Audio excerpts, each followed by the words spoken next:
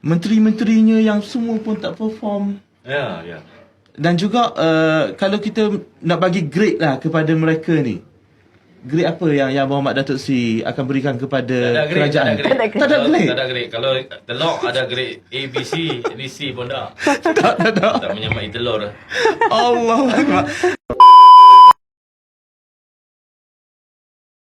Pelihara yang tidak diperlukan. Kerana Padat, simple. pelihara yang tidak diperlukan. Kalau saya tahu dalam PRU ke-15, PAS menang 27,000 undi. Ya. Dalam PRN, dalam 4 DUN yang ditandingkan di dalam Parlimen Kemaman untuk DUN lah. Kalau dijumlahkan undi yang diterima oleh calon-calon, PAS lead 28,000 undi. Masya-Allah. Jadi makin meningkat undi kepada PAS. Saya kata pelihara yang tidak diperlukan. Ya. Tapi oleh kerana Mak Said ni getai sangat pergi buat petition. Dia pun nak test market dia. Market yang makin kalau orang Kedah makin melorot. Makin melorot. Turun ke bawah. Jadi mungkinlah kerana dalam tradisi UMNO ni adalah pilihan raya adalah medan untuk mencari habuan. Ya. Jadi habuan kepada cawangan, habuan kepada pimpinan di peringkat bawahan, habuan untuk pimpinan datang mencurahkan kewangan. Jadi mereka gunakan strategi inilah untuk menarik peruntukan daripada berbagai sudut. Berbagai sudut lah. Cakap di beberapa tempat yang menghadapi pelihara kecil, dalam keadaan negara menghadapi begitu banyak masalah. Masalah-masalah asas. Bukan masalah sampingan, masalah asas, makanan, taraf hidup, kos untuk kos hidup lah, kos hidup. Itu perkara-perkara asas sedang mencengkam rakyat terbanyak. Dan ini adalah satu isyarat yang diberi ruang dalam PRK ini untuk rakyat hantar mesej kepada kerajaan persekutuan untuk segera bertindak menyelesaikan masalah-masalah ini.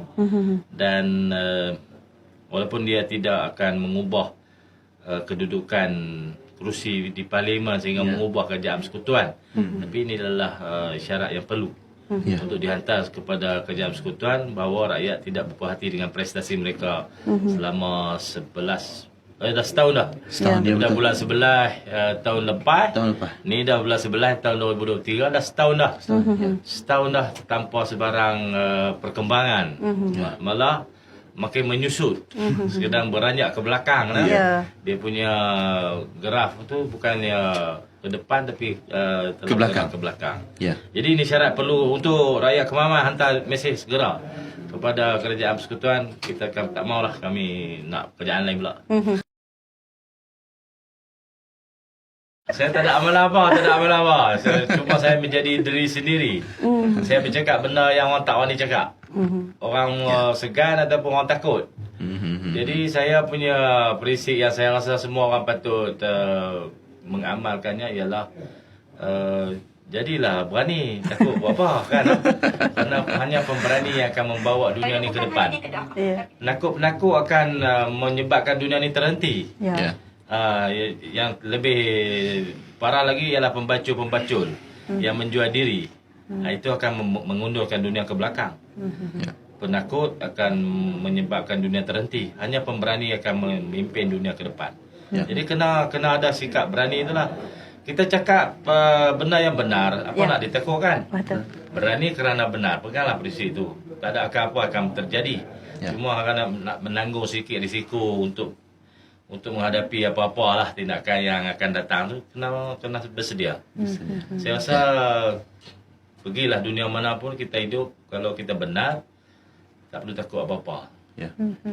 Saya punya cita-cita ialah memimpin masyarakat Melayu Islam menjadi teras politik negara. Hanya orang-orang yang berjiwa besar lah mampu meletakkan matlamat negara tu di depan. Orang Melayu, orang Islam patut menjadi teras politik negara ini. Dia akan letak matlamat yang besar tu di depan. Kita akan berusaha untuk capai apa proses untuk mencapai matlamat tu, apa yang sedang saya buat lah. Pertama sekali saya rasa bercakap bahasa mudah faham lah. Mudah faham. Bahasa yang orang mudah faham. Ya. Kita guna istilah-istilah besar, tui krama lah apa, orang tak erti apa. Jadi, satu proses orang nak faham tujuan percakapan tu. Ya. Satu lagi nak cari makna perkataan tu. Lagi duk cari dalam proses tu habis masa. Tak ada tak ada nak buat apa. Baru duk memahami istilah-istilah.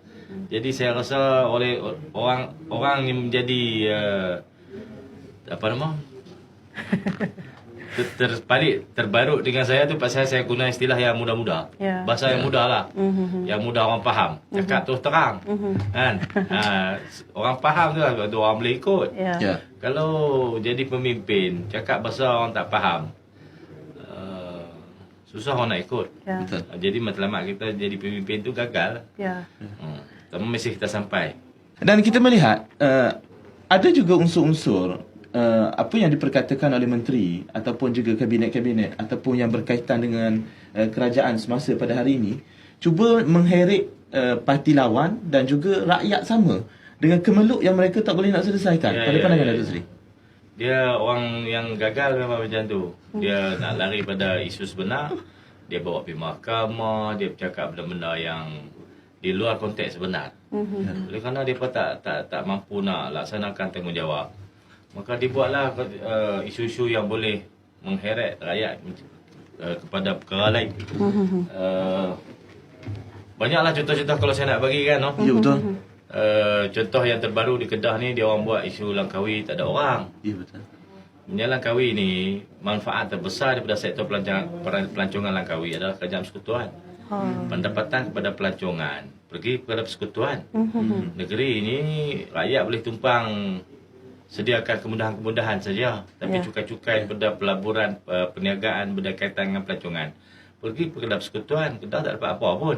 Tapi oleh kerana mereka tak mampu untuk mempromosikan pelancongan. Saya dah cakap lama, kena benarkan kemasukan pelancong international daripada Qatar Airways, daripada syarikat-syarikat penerbangan yang bawa daripada beratus-ratus destinasi daripada luar negara masuk ke Langkawi atau di mana saja di Malaysia ni, kena disegerakan.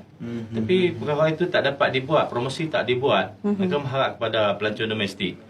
Ialah pelancong domestik daripada zaman sebelum Covid pun 40% saja masuk Langkawi domestik, 60% pelancong international. Oleh kerana international tu tak dibawa. International ni dia ada lembaga penggalakan pelaburan, pelancongan, tourism Malaysia. Di seluruh dunia ada tourism Malaysia. Saya tak tahu mereka buat apa. Menteri tu main isu kata orang tak main Langkawi pasal bukan Islam tak boleh pakai seluar pendek di Langkawi. Saya rasa ni pun wayang putui semua. Itulah saya kata tak kompeten. Menteri-menteri yang kita ada ni tak ada grade lah nak bagi kat mereka. Kalau kita tak ada keupayaan. Saya nak beri pujian kepada Datuk Seri Nancy Shukri yang menjadi Menteri Pelancongan sebelum pada ini. Beliau ada banyak program. Walaupun pada ketika itu baru nak pulih pada Covid. Kita pun cakap banyak benda. Tapi dia ada kesungguhan. Dia pergi Langkawi banyak kali. Ini menteri ni saya tak tahu bila dia pergi Langkawi tiba-tiba dia cakap pergi Langkawi tak boleh pakai seluar pendek. Saya kata pelik jadi. Jadi itu ketidakupayaan yang ditutup dengan mencipta isu-isu lain. Saya rasa ni kerajaan ni tak akan pergi ke mana-mana kalau Tara ni dia sikap.